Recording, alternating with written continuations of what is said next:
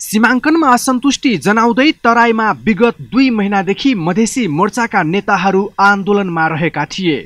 तर नयाँ प्रधानमन्त्री निर्वाचित गर्न मधेसी दलका नेताहरू व्यवस्थापिका संसदमा फर्किनुलाई घुमाउरो पारामा संविधानलाई स्वीकार गरेको सन्देश पनि दिएको छ। संविधानमा तटस्थ बस्न नपाइने उल्लेख भएकाले पक्ष अथवा विपक्षमा मतदान गर्न पाउने प्रावधान छ। त्यसैले मधेसी मोर्चाका नेताहरू मतदानमा भाग लिएको विश्लेषण पनि छ।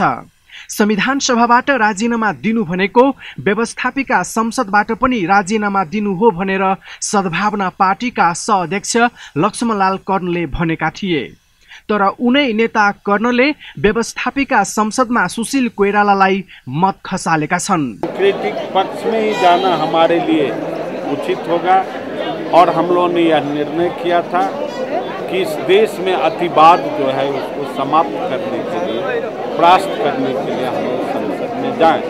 मोर्चाका नेताहरू संसदमा प्रवेश गर्नुलाई गलत कदम भन्दै तराईमा कतिपय जनताहरू आक्रोशित पनि भएका छन्।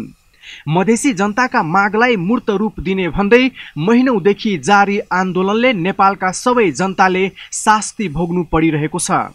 तर तिनै जनताको माग पूरा गराउने प्रतिबद्धता गर्दै शीर्ष दलले विभेद गरेको भन्ने नेताहरू सत्ता समीकरण सुरु भएपछि भने सबै मुद्दा छाडेर केन्द्रमा केन्द्रित हुनु भने वास्तविक पीडित मधेसीले भने आफूहरूलाई अन्याय भएको महसुस गरेका छन्।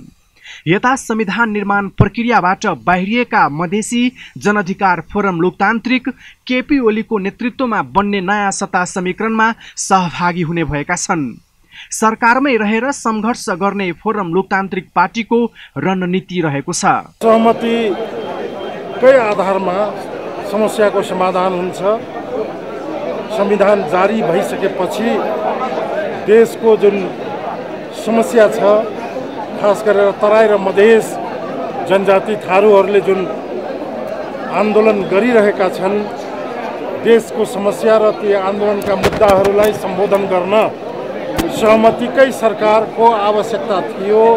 नयाँ प्रधानमन्त्रीमा केपी ओली निर्वाचित भएसँगै असन्तुष्ट पक्षका मागहरू सम्बोधन हुँदैन कि भन्ने संयुक्त लोकतान्त्रिक मधेसी मोर्चामा शङ्का छ। तर प्रतिपक्षमा बस्ने ठूलो दल कांग्रेसको साथ पाउने भएपछि मोर्चालाई आफ्ना मागहरू सम्बोधन गराउन दबाब दिन सजिलो हुने भन्ने दाउमा छ।